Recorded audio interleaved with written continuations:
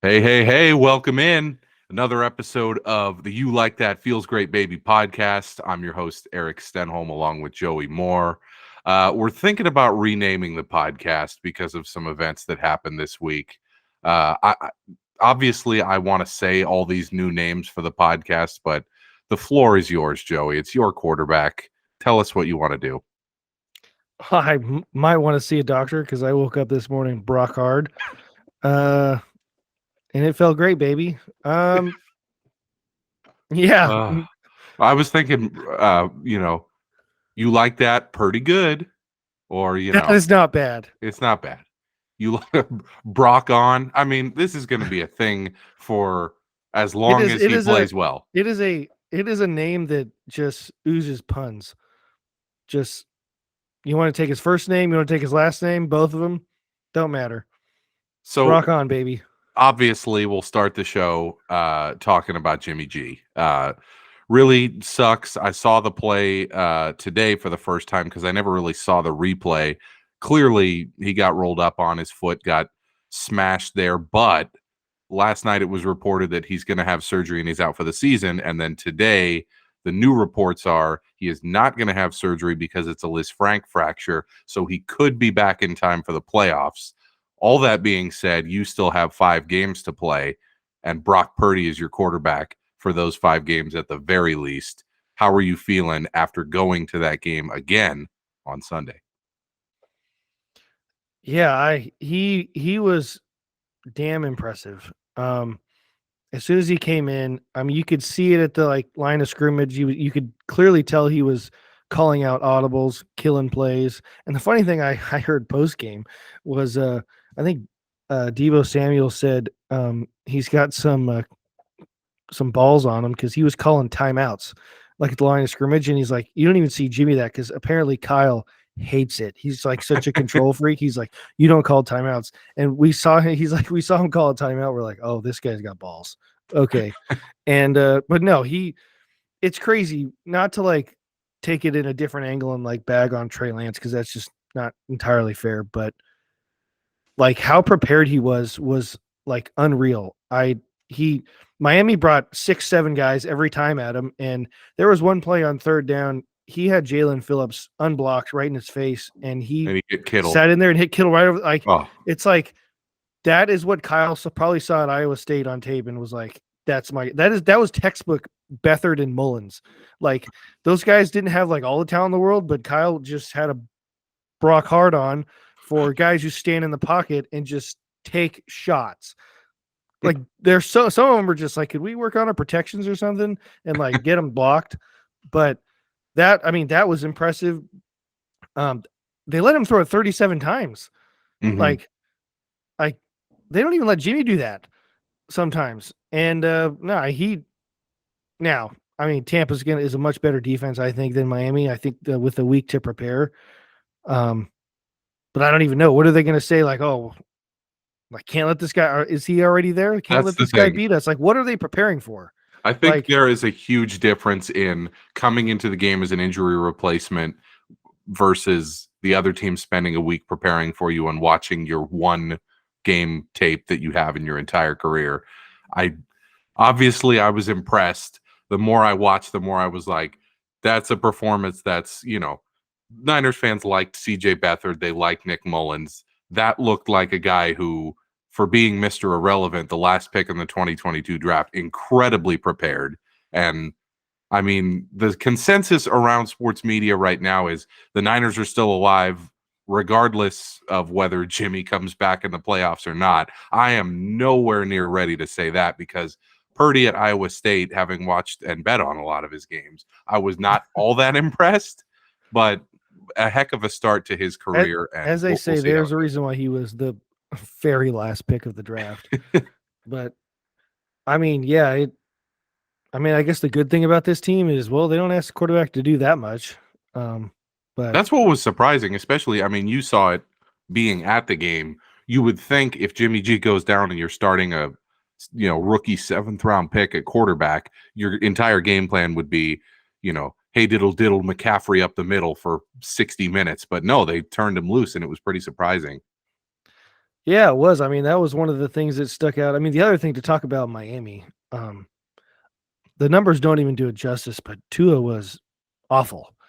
Um, he he got he hit wonderfully hit former Niner legend Trent Sherfield for a 75-yard touchdown on the first play. But after that, other than the Tyreek Hill, which by the way, it is it is nerve-wracking as hell watching Tyreek Hill play your team, as we found out in the Super Bowl, and found out that feeling again Sunday. Like, it's just every play, it's like, there he goes. It's just like you're watching it's almost like you're describing some guy who ran on the field. You're like, there he goes. He's open.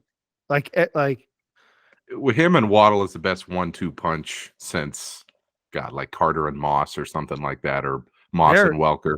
It's been a long time. they're really good. But yeah, Tua was he felt they had both their tackles out, but he felt the heat. But yeah, no, back to the Purdy boy. We got two Purdy boys. One of them's pretty and one of them's Purdy. And one of them is going to be starting a playoff game in all likelihood. I mean, if everything goes well, we don't see Jimmy again, because he's not going to come back. I mean, I think till at the very earliest, the divisional round. And if Brock Purdy gets us there, why are we taking him out? Like, yeah. It's so funny. Sounds a lot like Tom Brady. It's hilarious because the consensus among NFL fans and NFL media is, almost instantly whether a guy has it or not. And an example was the Colts, fired Reich, and they're like, we're bringing in Sam Ellinger. He's our guy. And within like 10 minutes of him playing NFL football, literally everyone was like, yeah, no, he's not an NFL quarterback. And then with the Niners, Purdy comes in. He's played 55 minutes of NFL football, and literally everyone across the media is like, oh, that guy's got it. Yeah, okay. It's like, maybe cool the Jets a little bit, but I think given your solid running game, your coach who's incredible at scheming, your defensive coordinator who's on the heater of all heaters right now. Unfortunately, the streak broke, but it was only 7. You gave up 7 points in the second half. Fold up shop. It's over. I was thinking about the defense. Like, I was comparing it to the 2019 team that got to Super. And I always thought that team was more talented because that team still had Bosa and Armstead, but they also had Buckner and D Ford actually played that season. They still had, Warner and Greenlaw and they had Richard Sherman. But man, the numbers this year are just nuts. Mm-hmm. This one has Hufanga, who, he loves to play in the box, and he's a great blitzer. He's not the best in coverage, as we saw. He took a horrible route in the first play of the game. Yeah. But people forget, though, they always compare him to Polamalu. Polamalu was also, the safety that was almost always in the box, blitzing or making tackles. He was not elite in coverage. He's not exactly Ed Reed. Yeah. So you wanted to point out that you think the discussion needs to be had now for Fred Warner for Defensive Player of the Year, and it's hard to argue with the results the last 5 games on that defense that he shouldn't be up there with Parsons, if not ahead of him. I mean, it's hard. I mean, he's phenomenal. I mean, he again, not a first round pick. I think they took him in the 3rd round. I believe he was a safety at BYU. Safety linebacker hybrid, kind of like what Arizona thought they were getting with Isaiah Simmons. Wrong. He's the perfect linebacker for the NFL now. We were saying, like, the Niners were blessed with Willis and Bowman, who hit like a Mack truck, and they wouldn't be as good in this spread it out, like Miami, Buffalo, Kansas City, like they just wouldn't. Mm-hmm. And Fred Warner wouldn't be as good back, because he's really good in the run game, but he's not, gonna punish you like some of those, early mid 2000 linebackers would. But he deserves some votes. Sadly, his teammate leads the league in sacks and is like number 1 or 2 in like every defensive metric. Who deservedly so wrecked the game. He's 3 sacks, right. 3 sacks. 2 of them were on 3rd down. One of them was the strip sack fumble. It seems to always be a pass rusher now, but it does. You saw, That's the other point. You were at the game. Point. Warner affects the game perhaps more than Bosa at this point. Obviously, Bosa is who will get the votes when their deciding It's defensive close. player of I the year. mean, But it's close because the interesting thing about Fred Warner is he signed the deal last year before last season, the extension. He got paid at the time was the highest paid linebacker in the league, and I think like Roquan Smith is now, or I think he's been passed. Oh, he was first passed by Shaq Leonard, who I right. don't know if he's played a game since he signed that contract. But and Fred Warner struggled last year in the first part of the season. He had this interesting press conference where he was like it's getting to me, the contract. He's like, I feel like I gotta perform. He's like, it's where, and he's like, as soon as he admitted that, like to the public, he went on a tear. And then in the playoffs, and it has seeped into this year. I think he's had an impact on Dre Greenlaw. Same thing about Dre Greenlaw.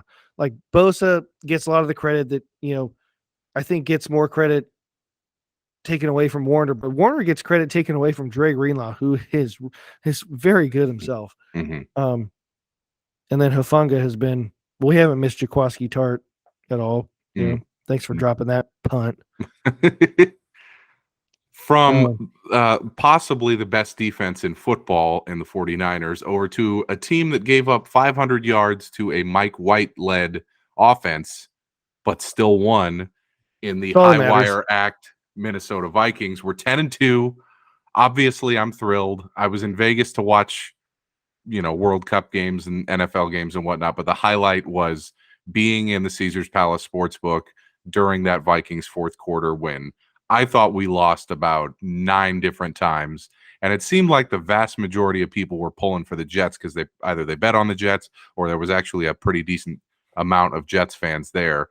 And my takeaway, especially seeing it on the gigantic screen and getting to watch, every play and analyzing every player, is we have secondary problems that are not going to be fixed this year. We gave up 369 passing yards to Mike White, 382 passing yards to Mac Jones the week before. Yes, we won, but I'm starting to understand why advanced metrics see the Vikings as a middle of the pack team. DVOA has us 21st. I believe Pro Football Focus has us somewhere in the 12 to 14 range, despite us being alone in second in the entire NFL with a 10-2 record. If you caught any of that game, what were some takeaways for you as an unbiased observer? Yeah, I mean, like you were kind of hinting, the Vikings seem to be the most dogged 10-2 like contender in NFL history.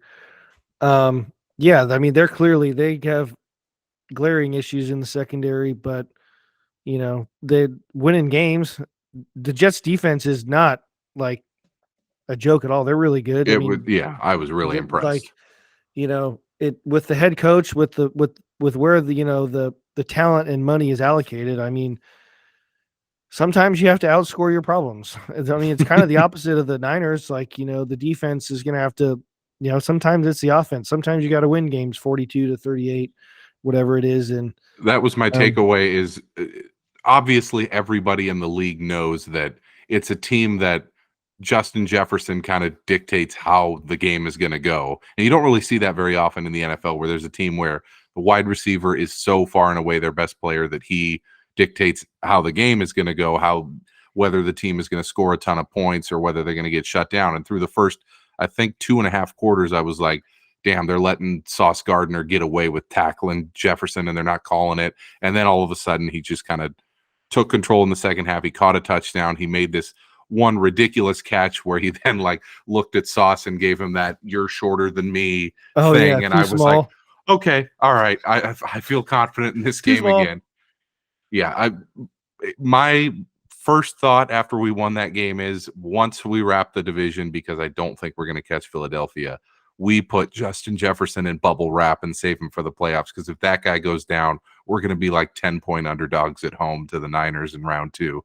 So got to get that guy healthy and make sure he's okay going into the playoffs. If we get some kind of miracle Philadelphia collapse, then maybe you got to put the pedal to the metal. But I cannot remember a Vikings team, even the 2012 team with AP, where it was like such a one-man team. But that team had Jared Allen. I think he set the NFL record in sacks that year. He tied it.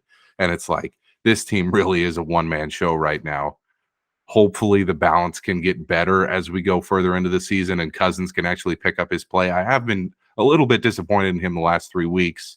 We are on a 3-game win streak. I have to say that, but getting a little loose with the ball. It kind of started with the Cowboys game, and he hasn't really, gotten to the level that maybe we saw the last couple years where he's putting up these gaudy stats but losing. Now he's putting up highly mediocre stats but winning. It's a really weird time to be a Vikings fan because obviously the thought is there like, hey, all we got to do is win a couple playoff games at home, and like we are really looking at finally breaking that 60-year curse. But man, the secondary is so freaking bad. Yeah, I mean, it's so interesting in football. Every team's got like their one weakness that like other teams just hammer. And for the longest time, it was the Niners was their secondary too, but it's played better. But yeah, sometimes you got to outscore your problems. Tough game this week. Yeah, we'll Never get would to have thought that it was later. Jared Goff, Walter Payton Man of the Year nominee. Wait till we reveal the line in that frickin' Vikings at Lions next week. The amount of disrespect, or maybe foresight on the part of Las Vegas. We'll have to see. Game of the week was Chiefs Bengals. Felt like a heavyweight bout. Joe Burrow's now 3-0 against Patrick Mahomes in his career. Obviously you're going to talk about the Bengals later, but what did you think of that game? I thought, man, for Burrow to carry Zach Taylor's carcass across the line again and win that game, basically single-handedly, it was him and Chase and Butker missing that field goal that really got him there. But holy smokes, Joe Burrow is as clutch as anybody other than Brady that I've seen in the last 5 or 10 years. I mean, he's 3-0 against Patrick Mahomes, 3-0 against the Chiefs, including the big one last year in the AFC Championship, AFC Invitational. When he gets protection and they run the ball at all, they are incredibly hard to beat. And their defense isn't bad. Him and Jamar Chase, T. Higgins, you talked about Jalen Waddle and him and T. Higgins is really good. Yes. Too. Yeah. And Tyler Boyd and Joe Mixon didn't even play. And that's yeah. P. Ryan seems like a pretty good player, but they're missing Mixon, who's probably a top 8 running back in the NFL, and they still beat the Chiefs. I mean, holy shit. The Bengals might be they're not a dynasty, but they may be a contender for years to come. They're not, going to be written off like they were coming into the season, where it's like, oh, maybe it was a one-season wonder. Zach Taylor's not the guy. I still don't really believe in him that much, but Burrow is fucking unbelievable. Just looking at the standings now, like Bengals are the 5th seed.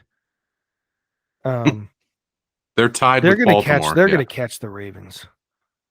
Yeah, with Lamar being out, you would think so. And then I believe they play in Cincinnati final week of the season, so it may all come down to that. They lost at the buzzer. That was that Justin Tucker Sunday nighter. Right.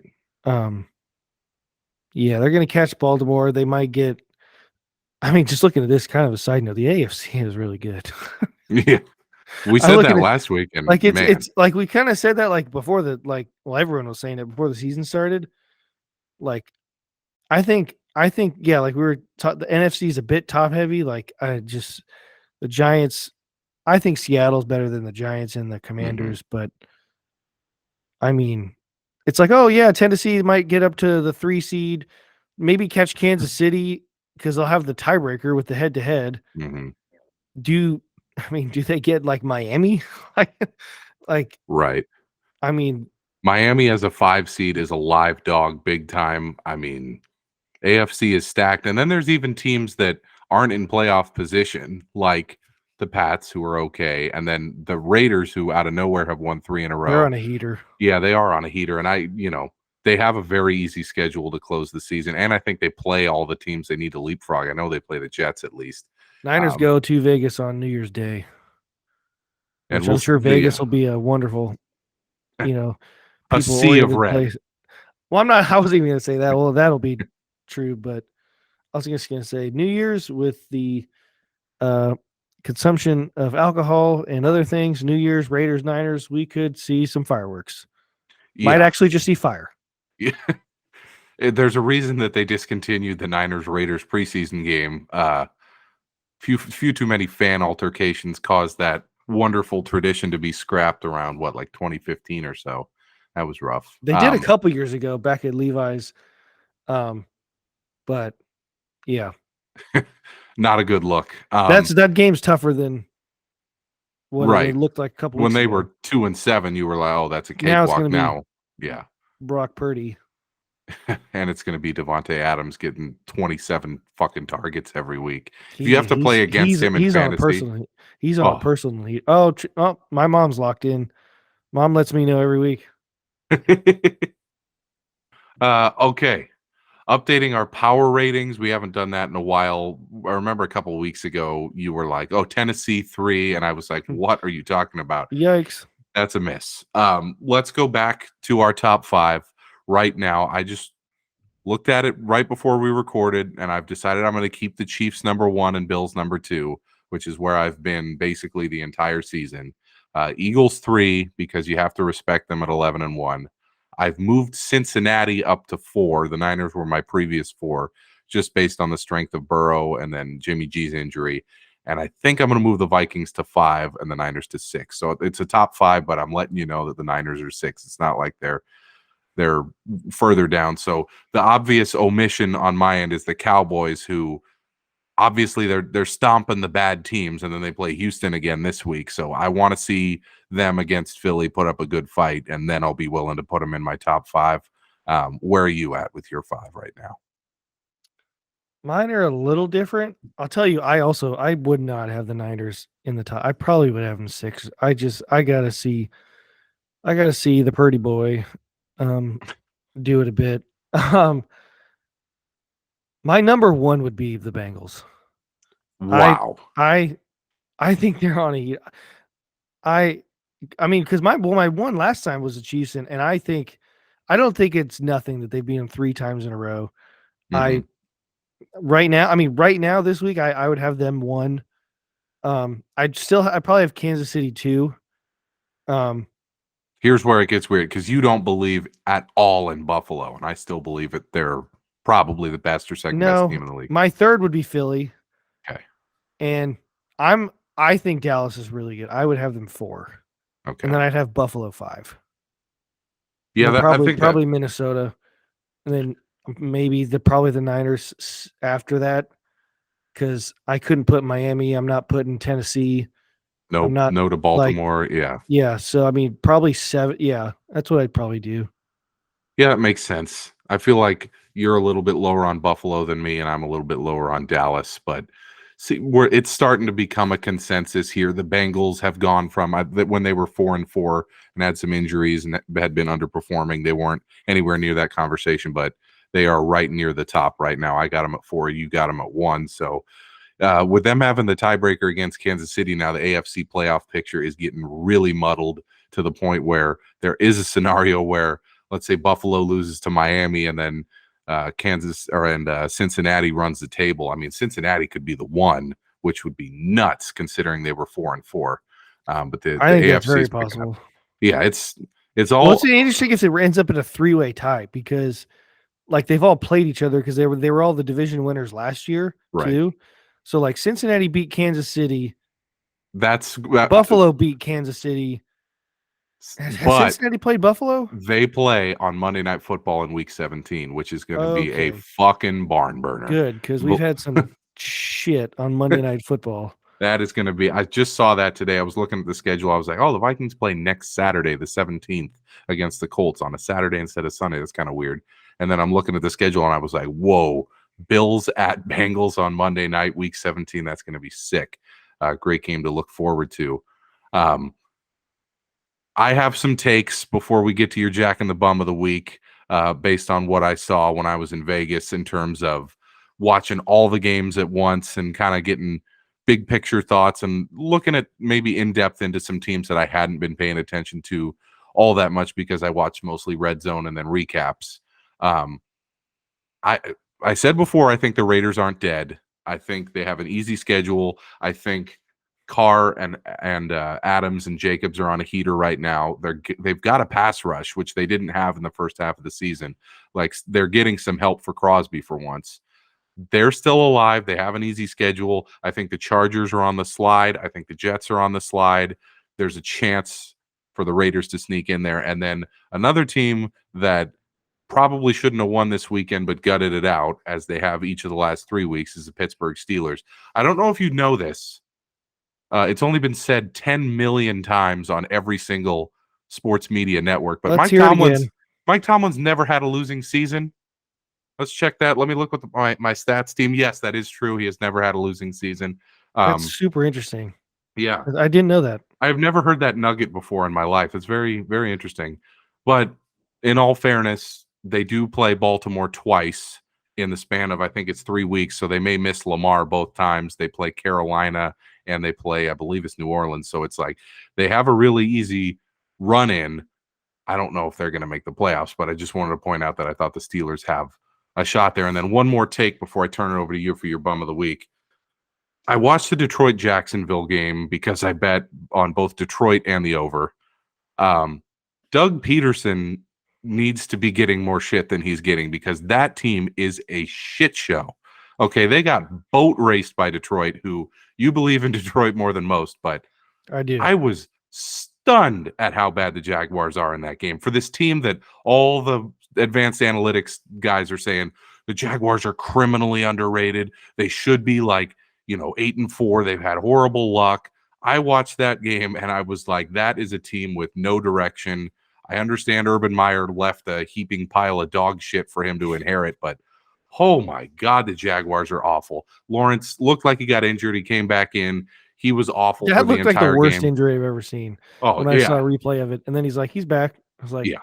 Okay, because you could have told me that looked, I'm not gonna say it was like Alex Smith, but it looked like Carson Wentz spraining both his ankles on the same play. Like he was spinning around topsy-turvy and then lands, and you're like, oh, that's an ACL for sure. But then he came in a few plays later. But my point was, we always have these conversations about who's the MVP, who's the coach of the year, who's the defensive player of the year.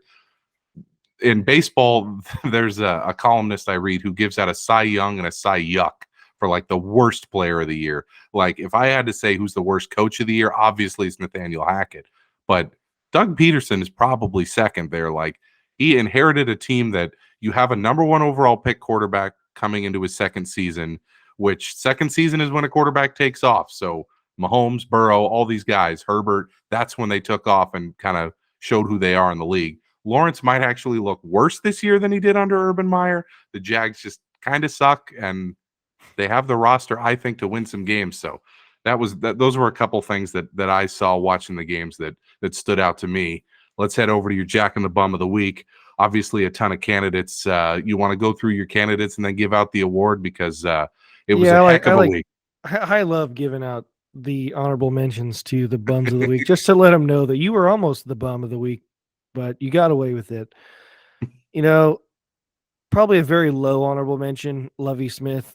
The Texans are terrible. I don't really blame much on him, but boy, if you judge the team based on the Vegas lines every week, you would think they should be relegated.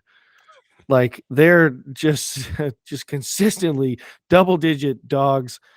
They got out to a commanding 5-0 lead this week before. At the game I saw, like they always have Red Zone playing on the Jumbotron, like while when you first get there when the gates open. I saw the score. I'm like, does that say like 7-5 or like 6? Like I'm like, huh? Yeah, could, but didn't. Plus the Texans, who cares? Like you got to be really bad for me to talk about the Texans in the bum of the week, because it's an honor to be the bum of the week. Oh yeah. My next one, you could go Russell Wilson every freaking week, dude. Like it's exhausting. Like as a Niner fan who grew up hating you, like one of the most hated like athletes, because just so many like just wins, just ripped out of my heart, just so many. Mm-hmm. Like I'm like, dude, are you okay? Like I kind of feel bad. Wow, we've gotten to that point. Like, like he's clearly not a bad guy. Like, obviously he's not. Like there are some bad dudes like in sports.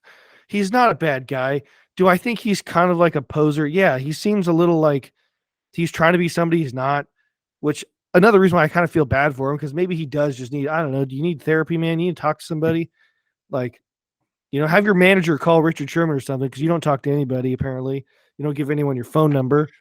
But, like, That's how dude, bad it's gotten for Russell this year. Is you're like, man, you might need therapy. I don't know. It could have been him. But I'll give the runner up. Well, runner up nomination, Jeff Saturday. Like, it all was kind of a fugazi how this all happened. We're just gonna hire our buddy Jim Irsay. But we got this. It was all fun and games when you beat the Raiders, when the Raiders were a dumpster fire, and we got all the Twitter. He was like, "Oh, the Raiders are a complete mess," and then you beat them. Like, that is some movie level stuff. Like, that was hilarious. But dude, last week on Monday night, he just like, I'm not going to call the timeouts. This week, it was closer than the score was, because the fourth quarter started but just to get mollywop dog walked on Sunday Night Football, not good. But whatever, finish the season, dude. We're not going to hire a coach to just coach 5 games and hire another one. So just take this Titanic down to the bottom of the ocean. But the Jack in the Bum of the week could be the Jack in the Bum of the century, could be the Jack in the Bum person of the century. It feels fun now that he's back. Your Jack in the Bum of the week goes to Deshaun Watson. Hell yes. What? We could replace Jack in the Bum. We're trying to keep it with the Jack in the Box Bum theme. We could go just Jackass of the week, just Jack in the sick loser of the week. Yeah. Anyways, well, so just so happens when you don't play for 2 years, you look like shit, and he looked like shit. He 700 days off.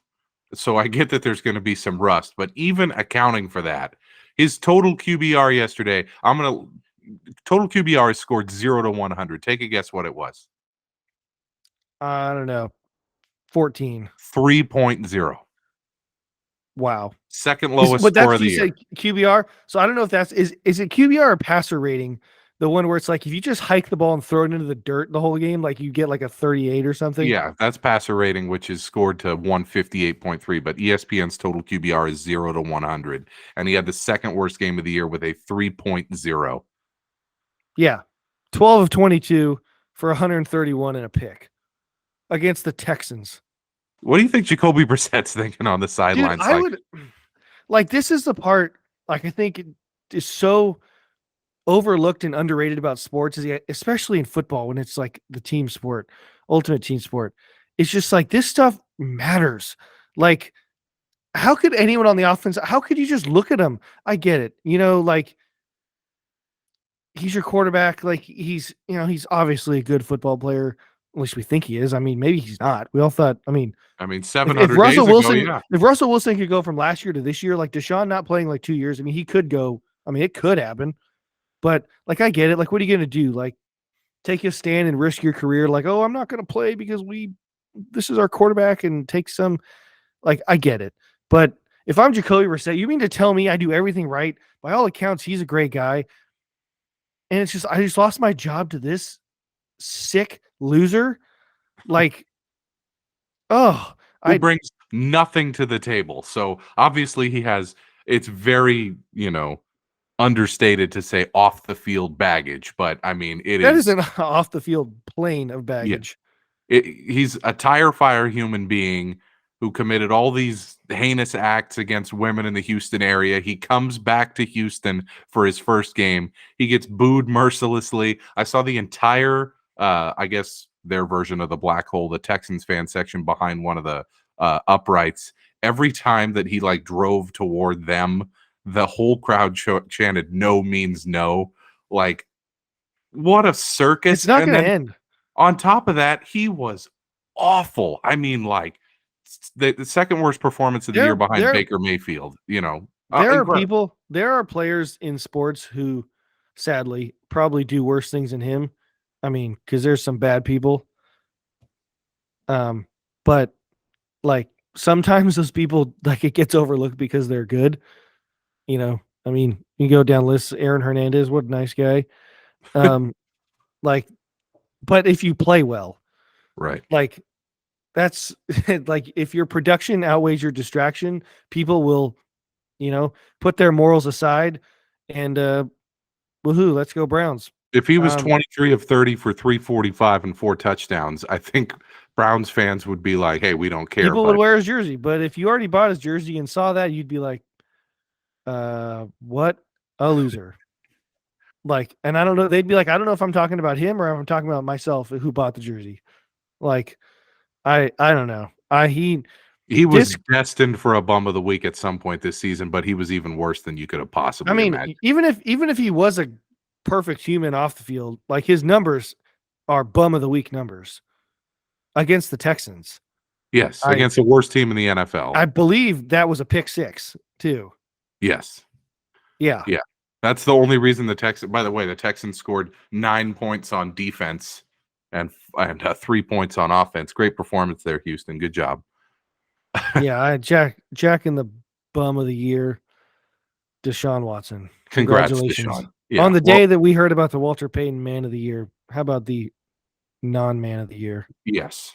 The the Aaron Hernandez NFL not man of the year award goes to. That's a sadly that's like a You could have it one it's like nominee a from each of it's the like a 32 parody teams. email or like or if a parody like online came up with NFL awards, the Aaron Hernandez Guy of the Year award would be You him. could easily do one They could nominee from it would be every he team. would win the Aaron Hernandez award and then they would rename it after him, Yeah, Deshaun. that's how bad it was. Looking ahead to week 14, let's take a look at some of the lines, see if anything jumps out to us. The Thursday night game is a dud with Raiders at Rams. From here on out, any game involving the Rams is You know what's hilarious though is that not like much. everyone's like, "Oh, what a dud," but then you're like, "Okay, Raiders are humming," and then it's like we get to watch Baker Mayfield. Like, what it like? It might be a funeral for Baker Mayfield if he plays. They said he would play, but I was like, that is a quick turnaround. But It's that game is going to be a dud. Any game involving the Rams is going to be a dud. I mean, Mayfield, Wolford, Perkins, whoever the hell starts, that team has nothing left. They probably will run the table and go whatever it ends up being 3 and I mean, 14. it could be like the worst. I mean, am I nuts to think that like McVay's going to TV, Stafford's going to retire, Donald's going to retire, Cooper Cup? Maybe they trade him if they're really just like an abomination. Maybe they I trade mean, him for picks. this is the season that they would have probably gotten the number 2 overall pick, but they traded that, so they Yeah, are probably going to have to undertake a multi-year tank job now. So Raiders should roll on Thursday night at the Rams. Also, that's but going to it's the be Raiders. We don't know. They could lose. that's true, but it's going to be a sea of silver and black inside It'll be the black hole. SoFi for sure. One game that stood out to me in the early 10 a.m. window on Sunday, Cleveland at Cincinnati. So I expected this to be Cincinnati minus like 10. It opened at 4.5. In some places, it's gone up to 6, but right now you can still bet Cincinnati minus 4.5 at some sports books. I mean, that seems like free money, doesn't it? Yeah. Yes, it does. Stealing money. Yeah, I mean, really odd there. I thought that would be 9.5 or 10 points, given how well Cincinnati's playing, how shitty Cleveland played. Cleveland I mean, sucks. yeah. Houston at Dallas. This is the largest spread of the year. Dallas minus 17. Some places it's 17.5. I was listening to a podcast today where the director of the South Point Sportsbook said he wanted to open it at minus 20. I mean, I think there was a Chiefs Jaguars game a few years ago that was somewhere near there, but this is about as big a mismatch as you could have in the NFL. Even if I had to bet this game, I'd still bet Dallas. That shows you how bad Houston is. Yeah. Well, let's not bury the lead here, though. Minnesota at Detroit. I thought, okay, I get it. It's a flat spot game for the Vikings because we don't really need to do anything to lock up the division. The 2 seed is pretty much locked up. Not a lot to worry about. I get it. It's a flat spot. Maybe it'll be Vikings minus 1. Maybe it'll be Pick'em. It's Detroit minus 2.5. Where is the respect for the Vikings? Not there. Not in Vegas. Pretty Not shocking. on ESPN, not on Fox, not anywhere other than Minnesota. I feel like I almost need to take your place. That's what I'm saying. I might need to take the Vikings out of principle there. That's kind of a joke to me, but we'll see. Baltimore at Pittsburgh. Pittsburgh's minus 2.5 with Jackson being almost 100% certain out for this game and Huntley starting. That's going to be a 13-10 game. Not a good game. Old school, Steelers Ravens type game. Shitty quarterback play. Freaking 13-10, 13-9, something like that.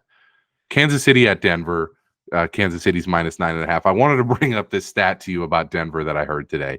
So, in the Super Bowl era since 1966, there have been 70 teams through 12 games of a season that have given up less than 17 points per game.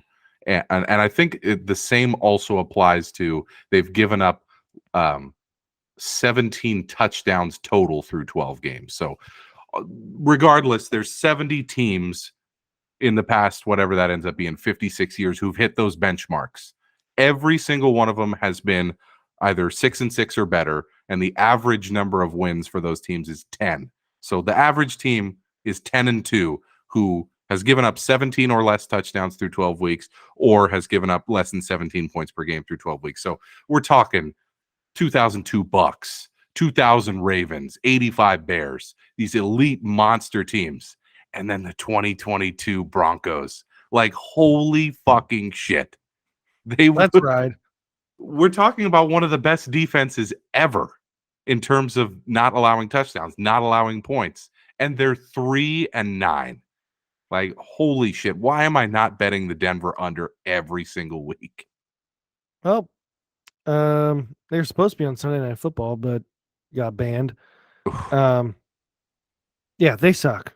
I mean, not they. I should not lump the defense into Do they. not. It really is just Russell Wilson. Which is, and Hackett's an offensive coach. I mean, one of the most unique teams I think we've seen in a long time. There have been some, like, Detroit earlier in the season was giving up 35 a game and scoring 38 a game, which there are teams like that. I remember there was the early McVay Rams teams were like that, where it was like they won that game 54-51 on Monday Night Football. They had no defense. It was like Donald and a bunch of scrubs before they traded for Ramsey and Von Miller and all these guys. But, like, I don't know if I've seen a team like this in my lifetime, where it's like maybe the 2000 Ravens, but I mean, Dilfer was still moving the ball enough to win a Super Bowl. Like, what a they won a team. Super Bowl. This Denver's about to get the number 2 pick sent to Seattle. It's absolutely incredible. If you would have said before the season, Denver and the Rams would probably be the number 2. Merry Christmas, everybody. That's a Christmas game. Oh my God. And it's still going to outrate every NBA game played this season, despite being. Yeah, it is. Oh, that's why we love Denver at the Rams. And I even saw something that the Rams, like, were reaching out to, like, season ticket holders and people, because they're afraid, like, that stadium's going to be, like, empty. Because, like, at this point, why would even Denver fans go to that game? And they're like, we'd like to take your tickets off your hands and, like, give them to charity for, like, Christmas. Just giving them away. Because they think people aren't, like, no one's going to go. $6 billion stadium, and they're having to give whose away house? tickets. Rams' house? Nobody's house. Literally nobody's house. Tampa Bay at San Francisco.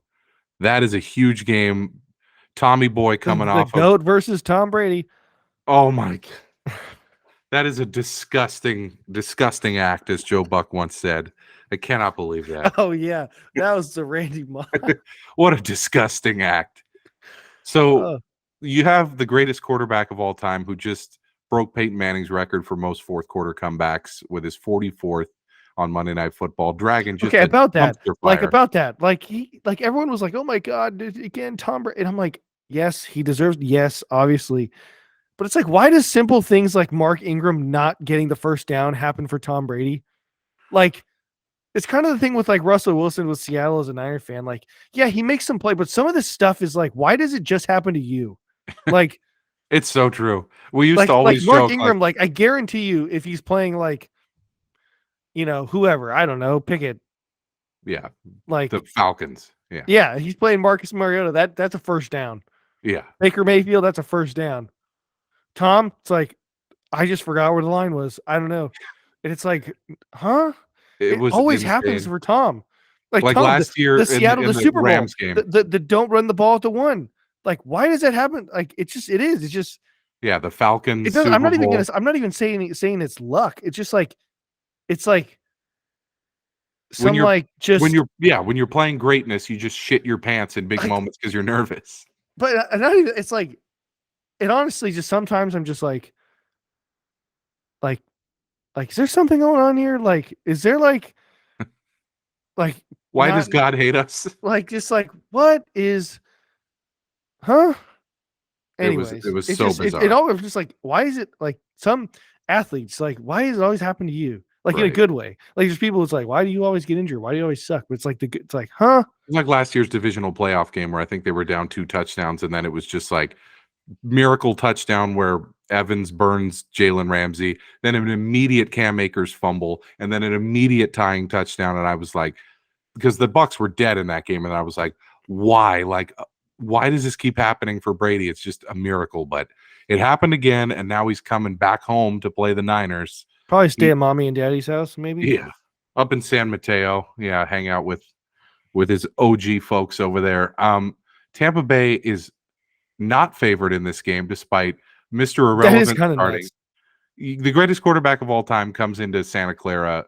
He plays Brock Purdy in his first career start, and he's getting 3.5 points.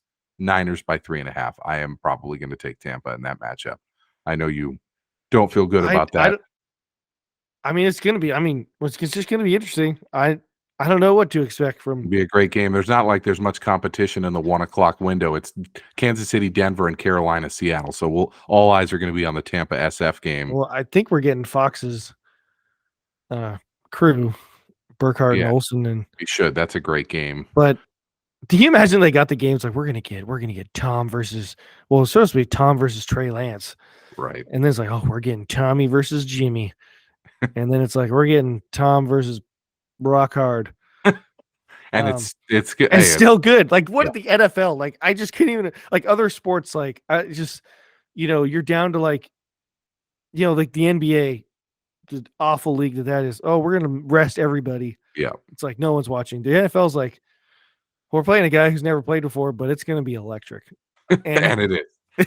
but yeah, I mean the Saints defense is good, but like I mean they look like crap for 3.5 quarters last night. The Tampa did, and I don't see them moving the ball much. But It's going to be a Tampa low always scoring scares game. me because they have the names on the back of the jersey that should be able to throw the ball around a bit. But I mean, Yeah, they can't block and they can't run. That's the problem. That's going to be a low scoring game well, for sure. that's the thing. That's right. Tristan Wirfs is probably. I mean, he's out, right? He had the high Yeah. ankle sprain that he's not. Well, that's a problem. Yeah. Um, and Good they luck already against started the Bosa. season. They had started the season with like injuries on the line. And yet they still got a game and a half lead somehow in the division. They're 6-6 and Like if they would have lost that game, it would have been like, okay, well, Atlanta and the Saints, they're still in it. It's like, yeah. they're like 5-8. What a shit ass division. Miami at the Chargers. Miami minus 3.5. I think that's a lot of points. Playing a second road game in a row, staying on the West Coast.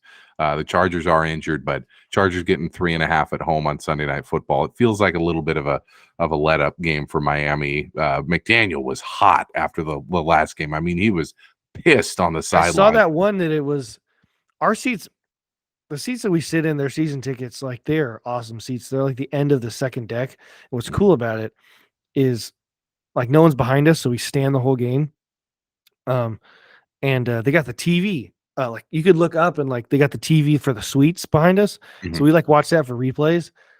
And like, yeah, we could tell it was that fourth down Gesicki play that's when It he was dropped. Yeah.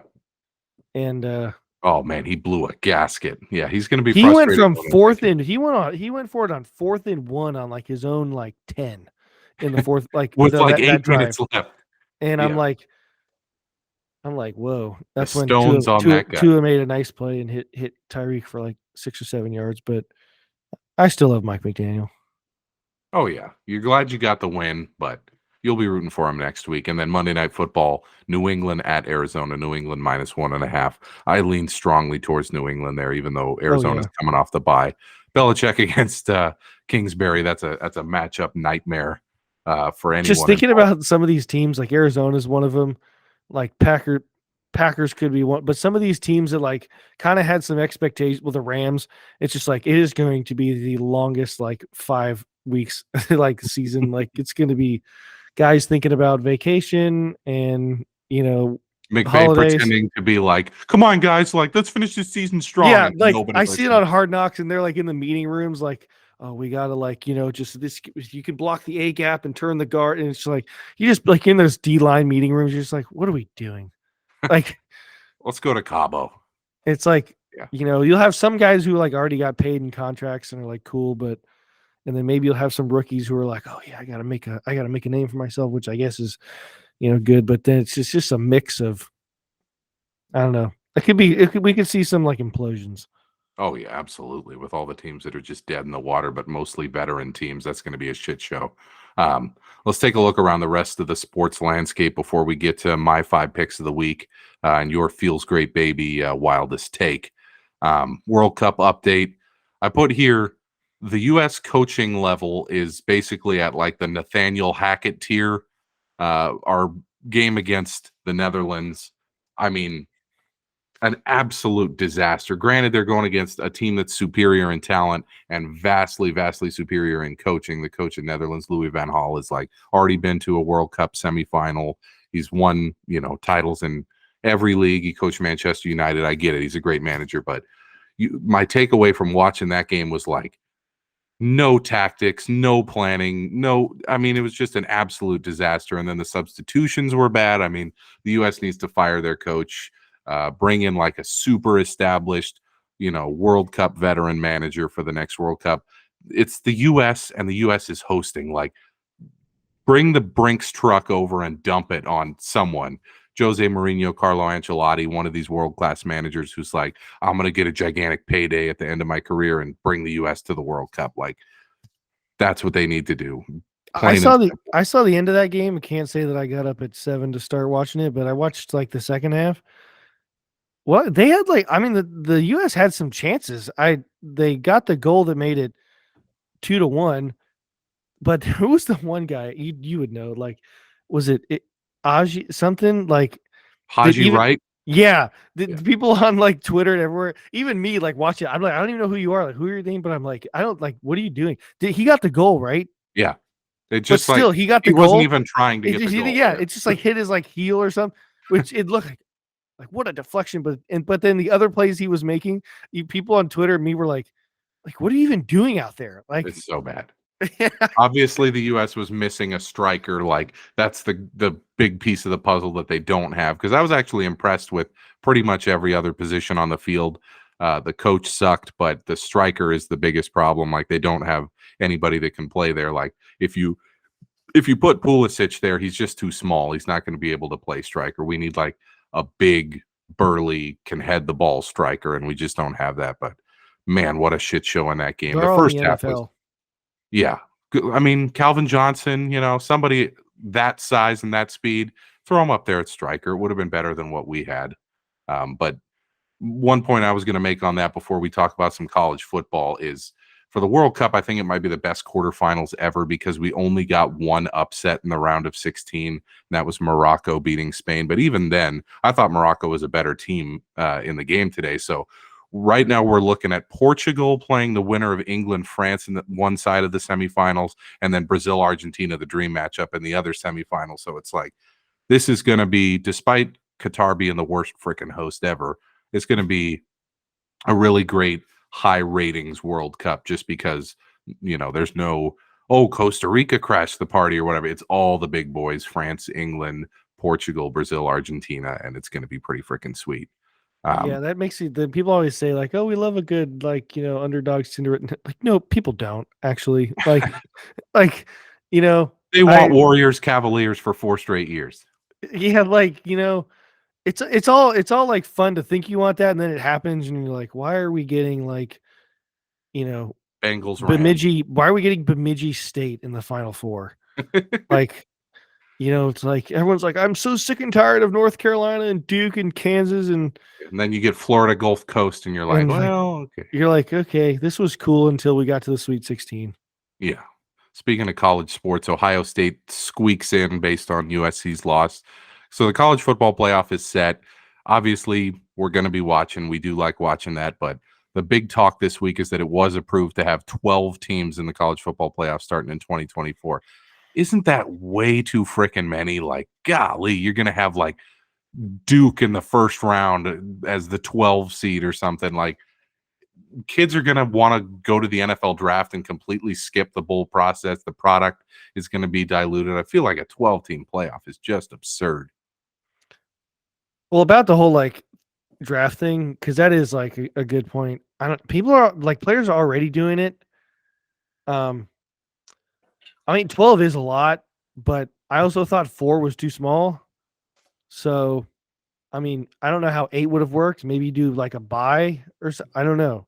I've always thought it should be 6, and you do the I mean, Power I'm good 5 with winners 6. and then one at large. See, that's what my take was going to be is like I'm just already like I'm just sick of this, like it's a beauty pageant and we just like, you know, we're basically It's just an picking. invitational. It's Yeah, not a playoff.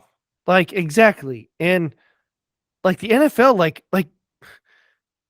Tampa might win the division and get a home playoff game at 7-10 or whatever. Like, and people like say stuff about it, but it's like, no, that's just the way it works. Cause like it, you know, like it's clear and obvious. Like we're not cherry picking teams we want. Like some year, like if there was a rule in the NFL, like, oh, if you don't make it, if you're not at least 500, we're going to pick the team that finishes, just out of the playoffs and take your place. Like, no, it's just like, this is the way it works. Like, it puts an importance on your division games that people like and all that stuff. Like I wish college football would just go to like we don't care what the teams are, what you're ranked. Like if you win the Pac-12, you win the SEC, you win the Big Ten, you're in the playoffs. Like the Power Five, and then maybe one at large, but you have to be a conference champ. Mm-hmm. Like and then the two teams who have the best record, or who are deserving of being the 1 and 2 get a bye. 3 plays 6, 5 plays 4. I think that's the way they should do it. But because they're greedy bastards, they had to add 6 more teams in there and make it this like 4-tiered monstrosity. And it's just going to be like, if I'm a college football player who's like, oh, I might be a 3rd round pick, maybe 2nd round, I'm not playing in those games. I'm not going to play up to 4 extra games if I'm like the 6 seed or the 12 seed or whatever. Like, no freaking way. Yeah, I mean it's possible. But the thing that I do like about it is like if you are a fan, and I'm not a diehard fan of a team, so I don't really care who wins these games. But like it must suck. Like if you were Oregon or something this year, when you just get your ass kicked by Georgia in week 1, and you're like, well, that's cool, season's over. We're not making the playoff. Like I don't know. It kind of does like your season's not over if you lose a game, which it kind of felt like that for a long time because you're like there are going to be like 3 or 4 teams that finish like 12-0 or like 11-1. But yeah, that's where we're looking. 12 is a lot. 12 is a lot. It's a lot. All right, let's do it. It's time for you like that 5 picks of the week. Joey and I went over the lines and we came up with these 5 picks. We're 17, 11, and 2 through week 13. So pretty damn good start. So that's, what is that? That's 30 games. So we've been doing this 6 weeks. This is our 7th podcast. Wow. 17, 11, and 2. Good job by us. Like, round of applause. Jeez. 35 points. 35 points, 2 points for the boys, Yeah, absolutely. For the boys. Yeah, a couple of shootout losses there got us the 2. Yeah, that's what happened. So last week we went 3 and 2. We had Detroit, who steamrolled the Jaguars. We had the Giants plus 1.5. Got there with a tie. No complaints there. Seattle minus 4.5. They only won by 4, so we were damn close there. Kansas City minus 2.5. Very close game. Could have gone either way. And then Dallas minus 9.5 was your pick there, and it was like looking a little hairy there. And then the fourth quarter, I think they won like 28-0 in the fourth. So ran away and won us that one. So here's what I'm thinking. I like Cincinnati minus 4.5 against the Browns. I already bet that because I know that's going to go away. It's going to be like -7, -7.5 here pretty soon. Vikings plus 2.5, just out of principle. You can't be 10-2 and be a 2.5 point dog against a 5-7 team. I know I'm going to regret that. The only other time I've taken the Vikings on the pod, we lost by 37 fucking points, but we'll see what happens. Tampa Bay plus 3.5. So much emotion behind that. Just like, golly, the one time I actually support my team, they just take a fat dump. I think the Niners could play San Jose State, and I think I might bet San Jose State because I just You'd be like I hedge my feelings. the plus I hedge 49 my and a half is just, it's the right side. plus 100. Yeah. Yeah, I hedge my feelings. If I, Yeah. Me too. because it's like I've never done it, but like if I bet my team and they lose, like that's just, I mean, literally, just oh, I I'm gonna bet the walk into Vikings I'm in gonna Vegas walk this into weekend. traffic. It's rough. You're so nervous. If the Vikings make, let's say they make like the conference championship game this year, I will definitely bet on whoever they're playing like heavily. Like that's been my thing for 10 years That's now. so Since funny. Like I'm like, oh, do I need to buy this? Can I afford this? Like, oh, Vikings playing, Philly in the title game, $5,000 on Philly I'm because going to I'm say either this. gonna be So, the happiest guy in the world or I'm getting money. so stop listening here, Jamie and mom and dad. Do not listen to this. But I keep this spreadsheet on my Google Drive that tracks every sports bet I've ever made. So if you don't include my emotional hedges, I'm down like $1,700. That's But not bad yeah, which at for all. like 10 years, $1,700 down, whatever. It's not great. Vander Kane wishes he had that. If you include the times I bet against the A's in the playoffs, against the Vikings in the playoffs, because I was like, if we lose, I just want something to make me happy. I'm up over $10,000 because I cannot. First of all, it was 2014 A's Royals was my first bet of that kind, and I was like, okay. And then I doubled up. I bet against the Giant, or I bet on the Giants to win the World Series because I was like, I don't want them to win the World Series, so I'll emotional hedge there, and I won there. And then it was off to the fucking races. 2017 Vikings against the Eagles in the NFC Championship game. I bet huge on the Eagles. I bet huge on the Niners when they played the Vikings in 2019 in the playoffs. Anytime my team has a chance to like actually win the title, I bet against them. A's 2018, 2019 wild card game, 2020 series against the Astros in the ALDS. It's highly profitable, but I'm hoping to lose a shit ton of money at some point. Has it ever happened that, like, say Minnesota plays Philly, right, in the title game this year, Mm-hmm. and say it's like Philly -7, but say Philly wins only by like 4, and you bet like Oh, Philly. money line, always money line. Okay, Just so that it's a true emotional hedge. Now, what sucks is because I was like, if you don't win either, like, dude, oh, hotline, here we come. yeah. No, I always do money line. What sucks is say the Vikings play the Eagles and we're like 7-point underdogs. The money line will be like -250. So you have to risk a shitload of money for that to be worth it. But if they're, if it's a basically even Dude, game, I'm if gonna my do it team again. gets to like the chant, like whatever sport it is, dude, I look at it as donate. I'll donate $1,000. I don't care. That's what I'm Donate. saying. And I kind of What am want I? to What am just I gonna do? Go to Jack in the Box 1,400 times and spend that money anyway? I was thinking if the Vikings do make the Super Bowl at some point, whether it's this year or whenever, I want to do this thing. I saw a thread about this. It was like a Barstool thread or something. And I normally don't like Barstool, but it was pretty funny. It's like you go to the Super Bowl, say you pay $10,000 for 2 tickets. So I would like go with my dad and we spend a shitload on tickets and hotels and food and whatever. You add up all the cost, estimated cost. So say it's like 12 grand or whatever. And then you bet that on the other team. So you either get a free trip to the Super Bowl or your team wins the Super Bowl and you are just out a shit ton of money. I was like, it's not a terrible idea. Like, it's either a free Super Bowl or you win the Super Bowl. Not like I would actually do that, but it's a thought. Anyway, back to the Jamie's picks. like, what is going on? Yeah, just a thought. Tampa Bay plus 3.5 is my third pick. The GOAT against Brock Purdy. Enough said. Chargers plus Oh, the GOAT 3.5. versus Tom Brady. I'm taking Chargers plus 3.5 at home on Sunday Night Football against the Dolphins in what I expect to be a little bit of a flat spot for Miami, and then New England minus 1.5 on Monday Night Football against Arizona. Just because, I mean, Belichick against Kingsbury, and it's only 1.5. I expected that to be 3.5. So here we go. Here's the You Like That 5 picks of the week. Cincinnati minus 4.5 at home against the Browns. The Vikings plus 2.5 at Detroit. Tampa Bay plus 3.5 at San Francisco. The Chargers plus 3.5 at home against Miami. And then New England minus 1.5 on the road on Monday Night Football against Arizona. Joey, it's time for your Feels Great Baby, your wildest take you feel best about at the moment. This week, you're picking your team to come out of the AFC for the Super Bowl.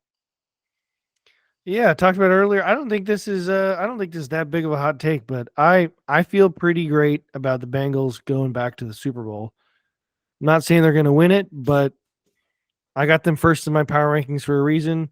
They're going to eventually get Joe Mixon back. When he's been in, even with Pirine, they've been running the ball very well. And if Joe Burrow doesn't get sacked every other play, he's been unreal. And if they got a decent schedule the rest of the way, if they somehow get that 1 seed and don't have to go anywhere, and don't have to, not that they can't beat the Chiefs again at the Arrowhead Invitational. The 1 seed is just so important. They felt now. like a fluke last year for some reason, even though they won the division and clearly have talent, especially offensively. But they went from a fluke to a potential, powerhouse really quickly. I think they're much more of a threat to Kansas City specifically than Buffalo, because they can run the ball. Yeah, that's something that I've heard on a couple other podcasts is the reasons folks are discounting Buffalo is they just cannot run it. And it looks like they're going to turn to James Cook, Dalvin's little brother, to kind of close out the season. Yeah, I'm not thrilled about that. My Devin Singletary fantasy owning is not thrilled about that. Yeah, he had been struggling big time in the last few games, and they might turn to him. But regardless, it's not as bad as the Rams were when they went to the Super Bowl last year with basically no running game. But I think when you're Buffalo, when you play in the weather like that, whether you're going to Kansas City, Cincinnati, or you're hosting it, Buffalo's going to be playing in horrendous weather. They're going to have to run the ball, and they can't. So I like that pick, whether it's Pirine or Mixon or bubble screens to Higgins and Chase or whatever. Like, you got to really like Cincinnati's chance against Kansas City and Buffalo, given the state of the AFC right now. I like that. Yeah, like you said, Buffalo at Cincinnati, Monday Night Football, Week 17. Whew. Which Week 17 is the last Monday nighter of the season. I think there's none on Week 18, so that's a great way to close it out. A good one for Buck and Aikman. Buck and Aikman are like, finally. They've had some doozies. Next week ain't great. Patriots is not good at all, really. And then I don't really know what's after that, but yeah, they deserve that. Just had Pittsburgh and the Colts. Ugh, that was awful. They had what was it? There was a Bears one too. That was even this week. Tampa and the Saints, in theory, is like a good divisional game, but like Andy Dalton. It was. Hope you like defense. Yeah, bit of a yawn until the end, but of course the GOAT came back and won it. All right, let's close the pod. Let's talk about. So I went to Vegas last week. Let's talk about something very near and dear to our hearts. Yes. So as someone who loves sports betting and playing poker and all this stuff, like, Vegas has always been that trip that I just look forward to so much, year after year. I think I've been close to a dozen times, starting in 2015, and then this was my first time in a year. You're going to Vegas next week.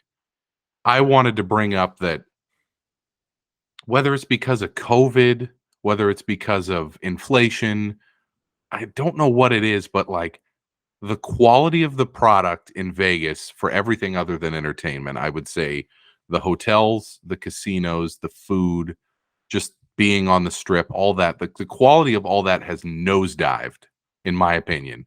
Now, the entertainment is still great. We saw this show Absinthe at Caesar's Palace. It was awesome. And for the most part, the food was pretty damn good. But something about, and I don't know if it's because I'm older now and I'm 30, I'm not in my 20s anymore, but something about the Vegas experience has nosedived to me to where I'm starting to notice all these little nickel and dime things that they're doing to you.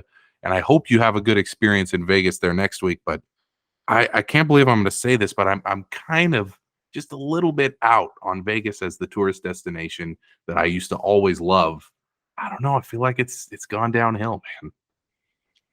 Well, I'll see this weekend. We were there in June. And it was awesome. Stayed at the Mirage and saw the Beatles show there, and the food was doesn't even need to be that good for me to eat it, but it was really good. um, yeah. So I thought we were staying there again. I think we're actually staying at that Park MGM, Okay. because that's the one that comes with Costco. Just Vegas on a budget. Um, MGM's awesome. It's right next to T-Mobile. You got Italy there. yeah, It's a good spot. yeah. She did mention Italy specifically, maybe to go there. Um, so we'll see. But yeah, I love Vegas. I hope we have a good time. That's But how. yeah, So I went into the trip on Saturday being like, okay, I'm bringing some dough. I'm ready to put down a bunch of bets on college football and World Cup on Saturday, and then do World Cup and NFL on Sunday. Play a bunch of poker, get some awesome meals, go to a show. I just felt like the level to which they nickel and dime you is off the charts now. Like every place tries to get away with, we don't do daily housekeeping because of COVID. I'm like, it's been almost 3 years. Let's clean my room. clean my room, please. We paid for an upgrade fee to get like a room on the top floor of the Nobu Hotel at Caesar's Palace. We show up and the bathroom has not been cleaned. There's like coffee grinds and hair everywhere. I'm like, what the hell is this? So they send someone up and they clean it, whatever. We put the do not disturb on to go to sleep, and they still like knocked on the door to try to deliver something. I was like, what the fuck is that? Like, the thing's on the door, don't knock on it. When we go to leave, they're like, oh, you have like $150 in minibar charges. I like, we didn't take shit out of the minibar. So then they had to like go up to the room and ensure that we're not lying. And they're like, oh, yeah, it Really? looks like you didn't Oh my take anything out of the God. minibar. We're walking on the strip. We're walking through the casino. I feel like the crowd of people, and maybe this is like a microcosm of American society as a whole, but like people are just dickheads. Like, just, I don't know. Something about the people is different. Like it used to be, obviously, it was a party on Saturday night in Vegas. Like you're hitting the tables, you're hitting the slots, you're going to the club, you're going to some awesome restaurant. I get it. But man, we saw just a lot of just schmucks around, just behaving like kids. And then the thing that probably pisses me off the most is like the staff everywhere you go. I get that, like, inflation's tough and it's people aren't as into their jobs because they're exhausted, because they're working longer for less pay with inflation and whatnot. But like, God, everywhere we go, it's like the person who's supposed to be doing this job in the hospitality capital of America in Las Vegas, like, does not want to be there. And like, you just being like, hi, we have a 6:15 reservation. They're like, ugh, okay. I'm like, Jesus Christ, like everywhere we went. I don't know. I hope you don't have that experience, but I never thought I'd say this as the biggest fan of Las Vegas and gambling and food and doing all that shit, but I'm kind of out on it. It was a crummy experience. I want to hear next week about what it was like for you.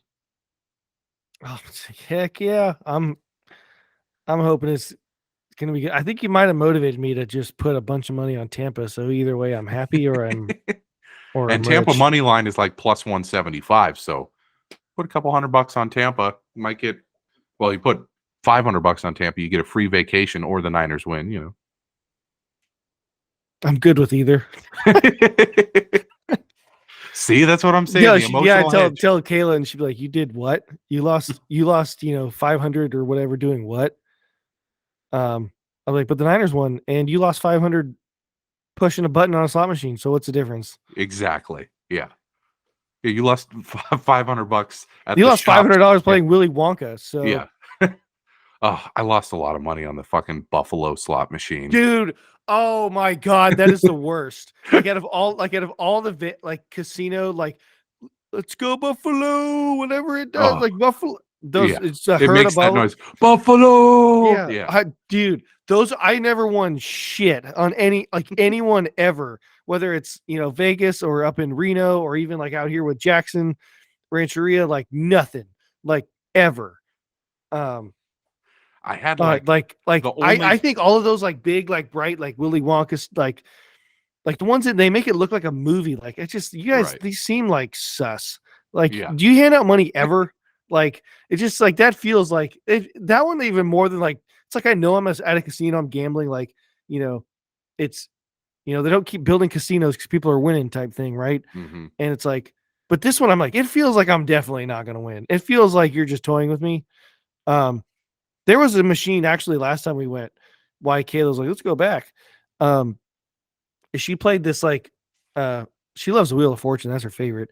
And she like magically picked this one and hit it. And I was like, let's just go. She hit it like a couple more times and she got like she didn't get the jackpot, but she got this thing that just give you like 20 free spins. But she kept hitting the free spins. Dude, she ended up having like 250 free spins. And she won like $700. It was nuts. I honestly was like, I hope this is over because it was like 2 a.m. in the morning. We had like an early flight. I'm like, it was like the last thing we did of the trip. I'm like, honestly, I kind of hope you stop hitting the free spins because I want to go like to bed and like I'm done. But like we can't like we already put in the money. Like if it just keeps going, we had to stay there. Yeah, absolutely. It's just like, oh my God, here goes again. Like, and it wouldn't be like, oh, here's 19 of 20 spins. It was like, it kept hitting the free spin. So it literally at one point, I swear, said like spin number 47 of 180. And I'm like, this seems, I honestly thought it was broken. Like, are we getting lucky? Like, it's like broken, like there's a glitch or something. And we're going to have to like have somebody come over here and stop the machine. And they'll be like, oh, it's broken. We're gonna need that money back or something. Like that wasn't real. I'd be like, what? Yeah. Well, I hope you guys have that experience again. That would be. But you hit a nerve with the Buffalo because I'm like, she's famously, way more of the gambler than me. My mom won a bunch at the Buffalo in really Reno at the Pepper Mill, and it like paid for our entire family meal at the buffet. And I was like, oh, I love the Buffalo. So now every time I play it, I'm like, I'm gonna win. And I have won a few times, but it never happens for me anymore. That's hilarious because I've literally like, I think it's the one I've played the most, and like I'm never won ever. I'm always drawn to it, but it never delivers for me. Yeah, I'm drawn to it. The one I've been drawn to more, they're like, they're putting ones with like I said, movies or something. It's like, oh, I like this movie or whatever. But yeah, Jamie plays the Breaking Bad one. Oh my God. Like there's like there's a slot machine. I'm like, this looks like huh?